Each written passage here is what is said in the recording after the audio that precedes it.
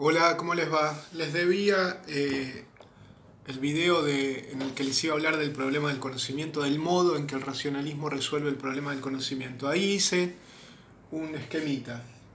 Es un esquema que nosotros hicimos, un esquema, lo voy a decir mejor, nosotros hicimos un esquema parecido en la primera clase. En la primera clase presentamos el problema del conocimiento y dijimos que el problema del conocimiento consistía en el acuerdo entre la representación y mundo, en las, ¿cómo decirlo?, en las dificultades de ese acuerdo, en el sentido de que cuando uno piensa, se pone a pensar cómo es que conocemos, se da cuenta de que en realidad lo que recibimos del mundo es una serie de datos empíricos. Estos datos que vienen del mundo son registrados a través de nuestros sentidos y mediante esos datos la mente, digamos, produce una representación. Es decir, que nosotros abrimos los ojos al mundo, si se tratara de los ojos, y lo que vemos es una representación. Es decir, donde creíamos que había una cosa, hay dos: mundo y representación. Y entonces nos preguntamos, obviamente, filosóficamente, ¿cuánto vale esta representación? ¿Cuánto se parece al mundo? ¿Es igual al mundo? ¿Es exactamente igual? ¿Por qué debería serlo? ¿Es parecida? ¿No lo es en absoluto? ¿No es en absoluto igual al mundo? Ese problema, el de pensar el acuerdo, un problema metafísico sin duda, el de pensar el acuerdo entre representación y mundo, o bajo qué condiciones puedo afirmar que ocurre ese acuerdo, o si puedo afirmar que no ocurre nunca o que ocurre siempre, ese ámbito de la reflexión filosófica se llama el problema del conocimiento. Leímos a Descartes, leímos a Locke, entendimos que unos y otros, racionalistas y empiristas, resuelven este problema de diversos modos. Los empiristas tienen una estrategia, digamos, en la que hacen entrar otras mentes, ¿no es cierto? Una estrategia de la probabilidad, una estrategia basada en los sentidos, una estrategia en la que se producen unas representaciones que llamamos ideas complejas que siempre pueden mejorarse interactuando con el mundo. Pero nos faltaba, increíblemente, porque esta es un problema, digamos, una solución anterior que nosotros tomamos en el curso, el problema del conocimiento en Descartes. ¿Qué es conocer para Descartes? ¿Qué es conocer para el racionalismo? Bueno, perfectamente. Lo primero que nos diría Descartes es, mira, yo puedo resolver el problema del conocimiento y lo resuelvo así.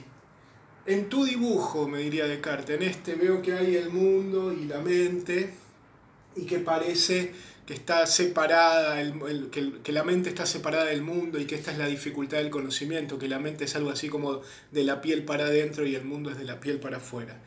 Eso ya me molesta, diría Descartes, en tu dibujo. ¿Por qué?, le podría preguntar yo a Descartes. Porque no se trata, si vos leíste las meditaciones, no se trata de que la mente es de la piel para adentro y el mundo de la piel para afuera y entonces que hay una división, digamos, epistémica en términos del conocimiento. Lo que hay entre mente y mundo, si vos leíste mis meditaciones, lo que yo digo que hay entre la mente y el mundo es una separación ontológica, una separación respecto de lo que son en sí mismas la mente y el mundo. Te lo digo de otro modo, mente y mundo son sustancias independientes. Te lo digo de otro modo, mente y mundo, la mente no está en el mundo. Porque ¿cómo llamé yo a la mente? La res cogitans, el cogito. ¿Y cómo llamé yo al mundo? La res extensa, me diría Descartes. La res extensa, la cosa que ocupa lugar. Es decir, que la res cogitans, el cogito, es la cosa que piensa. Y el mundo, el cuerpo, es la cosa que ocupa lugar. ¿Qué quiere decir esto? Que lo que piensa no ocupa lugar, que lo que ocupa lugar no piensa. Luego, tu pregunta, en realidad, debería reformularse así, me dice Descartes. La pregunta no es cómo hace la mente para conocer un mundo del que está separada. La pregunta es otra. La pregunta es cómo hace la mente para conocer un mundo en el que ella misma no está. La mente está fuera del mundo. La mente no pertenece a este mundo material. El mundo es la materia. El mundo es la extensión. La mente es lo inmaterial, lo inextenso. Lo indivisible, dice también Descartes. Las cosas son divisibles, la mente no. Bueno, Contestame esa pregunta, entonces le podría decir a Descartes. ¿Y cómo hace la mente para conocer un mundo en el que ella no está? Bueno, para conocer ese mundo la mente tiene una serie de capacidades que llamo ideas innatas. Ideas innatas, ¿de dónde lo sacaste eso? Del ejemplo de la cera. ¿Lo leíste? Me diría Descartes. Sí. Bueno, ¿qué digo yo en el ejemplo de la cera? Y decís que el conocimiento del mundo, por ejemplo, de la cera, pasa por la captación de una idea que ya está en vos. Sí, me diría Descartes. ¿Y por qué está en mí esa idea? Bueno, le diría yo, porque en ese caso es la idea de sustancia, y la idea de sustancia no puede haber venido del mundo, porque en el mundo la cera cambia y tu idea de la cera, tu idea de la sustancia, o tu idea de que la cera es una sustancia, apunta a que la cera es algo que no cambia. Luego la información de que la cera es algo que no cambia no puede haber venido del mundo empírico en el que la cera cambia, entonces ya estaba en vos, es innata. Bien, me dice Descartes, ¿leíste la segunda meditación? Sí, le diría yo. Modestamente la leí. Bueno, entonces fíjate que ahí hay esas capacidades lógicas, pequeñas ideas indudables, que son innatas. ¿Por qué son indudables las ideas innatas, me diría Descartes? Bueno, le diría yo, son indudables porque en la tercera meditación vos probás que Dios existe. Y al probar que Dios existe, lo probás de 3 formas distintas. Se supone que son 2 formas, pero a veces uno puede leer una tercera forma. Y al probar que Dios existe, perdés el argumento del genio maligno, porque la existencia del genio maligno sería incompatible con la existencia de un Dios bondadoso, cuya existencia vos probás, digamos.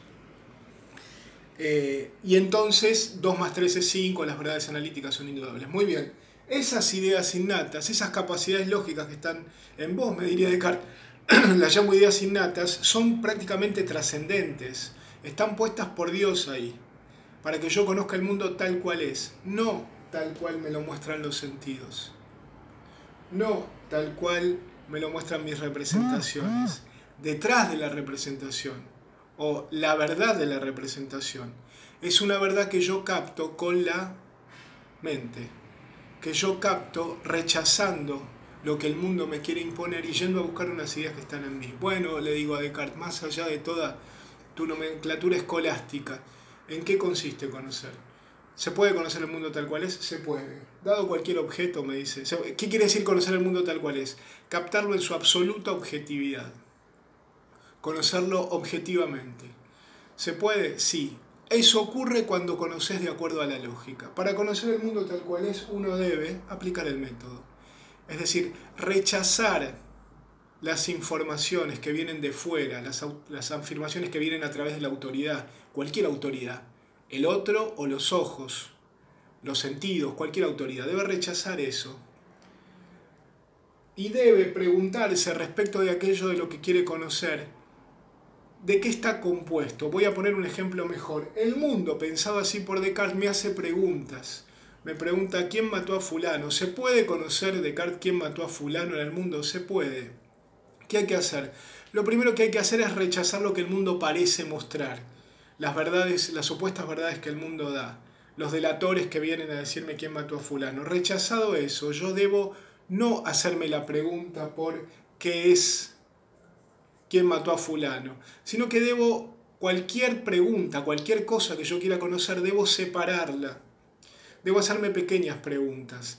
¿El asesino entró por la puerta o entró por la ventana? ¿El asesino mató con un cuchillo o con un revólver? ¿Por qué? Porque cuando yo hago esas pequeñas preguntas, las respuestas pueden pasar por la captación de una idea innata. Es decir, cuando yo hago pequeñas preguntas lógicas, puedo responder con lógica.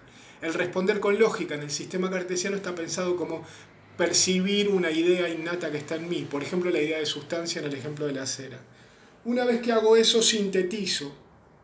Es decir, todas esas verdades que yo capté con claridad y distinción, las ordeno para producir una verdad sintética. Fulano fue el que mató a Mengano.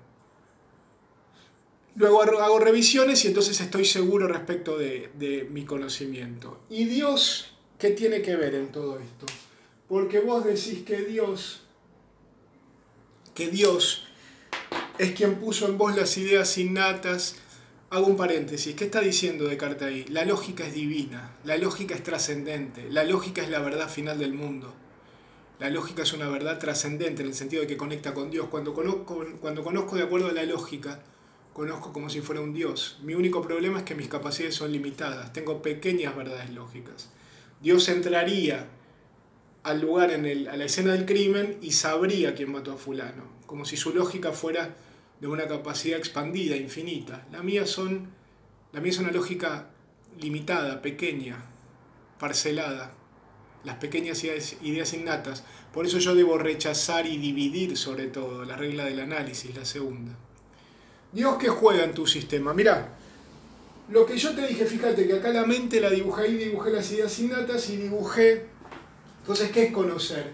Conocer es básicamente ir a buscar una idea que está en mí. Conocer es reflexionar. Conocer es razonar, y ese razonar está pensado como ir a buscar unas ideas que están en mí. Lo decimos de otro modo, ¿es posible conocer el mundo? Sí, porque de alguna manera el mundo está en mí bajo la forma de la idea. Entonces conocer el mundo es ir a buscar el mundo que está en mí, el mundo de las ideas. Fíjate además, dice Descartes, que yo dibujé acá el cogito encerrado. ¿Por qué lo dibujé encerrado? Es una metáfora para decirte que el cogito es una sustancia independiente del mundo, que no está en el mundo. Entonces, ¿es posible conocer el mundo en el que el cogito no está? Sí. ¿Cómo lo conoce el cogito? Yendo a buscar unas ideas que están en él.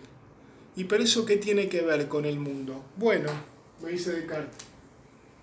Sí. ¿Cómo voy a buscar estas ideas? Con método, es decir, rechazando lo que se me impone de fuera, dividiendo el problema, etc. Si yo apliqué el método para ir a buscar esta verdad, para ir a construir esta verdad que está en mí, entonces Dios me garantiza que aquello que veo en mí como verdad es verdadero en el mundo en el que yo no estoy. Es decir, Dios es el garante epistémico entre mi mente y el mundo. Quiero decirles que uno está tentado desde el hoy a decir, pero entonces necesita a Dios para alcanzar el conocimiento. Eso es injusto con Descartes, porque Descartes es el primer filósofo moderno en el sentido de que corre las autoridades y corre sobre todo la autoridad de Dios de la cuestión del conocimiento. Fíjense que él simplemente está diciendo que si yo aplico el método, entonces Dios me garantiza que aquello que veo en mí, que conozco en mí, es verdadero en el mundo en el que no estoy. Dios me garantiza que si yo me siento a estudiar el teorema de Pitágoras, y entonces no me caso con la autoridad de Pitágoras, y entonces no ataco el resultado en general, sino que me pregunto cuál es el cateto, cuál es la hipotenusa, y voy entendiendo, y finalmente entiendo el teorema, porque dividí el problema, porque lo sinteticé. Dios me garantizaría en ese caso que el teorema de Pitágoras es verdadero en el mundo en el que mi mente no está, en el que yo no estoy, yo como mente. Uno está tentado de decir, pero entonces necesita a Dios para conocer. Eso es injusto, decíamos, con Descartes, el primer filósofo moderno, que rechaza las autoridades, y sobre todo la divina, y le hace jugar a Dios acá un rol bastante secundario, un mero garante epistémico, que de una vez y para siempre, digamos, permitió, dándome unas capacidades lógicas, que yo pudiera eventualmente conocer el mundo, pero soy yo el que quiere conocer, el que quiere o no quiere de la cuarta meditación, el que puede o no conocer el mundo tal cual es. Si yo no aplico el método para ir a buscar ese mundo que está en mí bajo la forma de la idea, Dios no me garantiza el encuentro epistémico. Es decir, si yo no me siento con el teorema de Pitágoras, rechazo la autoridad pitagórica, divido el problema, etc., Dios no me garantiza que eso que yo creo saber sea verdadero en el mundo en el que yo no estoy. Es un rol insólitamente secundario el que se le asigna a Dios. ¿Cuál es el rol? Bueno, primero Él me dio las capacidades y luego garantiza epistémicamente que si yo aplico el método, lo que conozco en mí es verdadero en el mundo, pero nada más. Está prácticamente retirado, depende de mí, depende de mi voluntad conocer o no conocer el mundo tal cual es. Soy yo el origen del error. ¿Cuál es el rol de los sentidos en este esquema epistémico? Los sentidos, en el ejemplo de la cera, me perturbaron para empujarme a la vía del correcto conocimiento. Ellos me mostraron dos ceras donde yo sabía como una convicción interna que había una. Y me dije, ¿cómo puede ser que ellos me muestren que las ceras son dos si yo sé que es una? Ah, luego mi saber que es una no puede venir del mundo. Ya estaba en mí. Entonces es innato. Es decir, es innata esa idea. Es decir, los sentidos me molestaron, me hicieron entrar en crisis para que yo entienda paradójicamente que no es a través de ellos que yo conozco el mundo. El extraordinario rol que el racionalismo cartesiano le asigna a los sentidos es un rol indirecto. Los sentidos sirven para entrar en crisis y conocer que hay un modo de conocer verdadero, indudable, que es la idea que está en mí, el razonamiento, y no los sentidos. ¿Qué más? ¿Es posible conocer la verdad de la cera? Sí, pero la verdad, es decir, captar la cera en su absoluta objetividad, conocer el objeto con absoluta objetividad, con certeza metafísica, sí, pero fíjense, la verdad de la cera está en mí. Y si yo voy a buscar esa verdad de un cierto modo, es decir, con método, Dios me garantiza que esa verdad de la cera que veo en mí es la verdad de la cera en el mundo. Ese es el esquema más simple, digamos, del modo más simple, explicado del modo más simple posible, el problema del conocimiento en Descartes. Hay una verdad en toda representación. La verdad es la lógica. Conocer al mundo de acuerdo a la lógica es conocerlo en su verdad absoluta, en su verdad metafísica, en su verdad indudable. Y esto está garantizado por Dios, pero no con un Dios, pero no a través de un Dios, digamos, que está sosteniendo este conocimiento, que me ayuda. Está corrido Dios. Es un mero garante epistémico. Soy yo el que quiero o no quiero conocer. ¿Qué es conocer? Descartes, ¿es posible conocer el mundo tal cual es? Sí. ¿Qué es conocer? Razonar. ¿Qué es razonar? Ir a buscar unas ideas que están en vos, que son indudables porque están puestas ahí por Dios. Y esas las ves con claridad y distinción cuando vas a buscarlas con método. Ese sería el problema del conocimiento para el racionalismo o para el racionalista Descartes.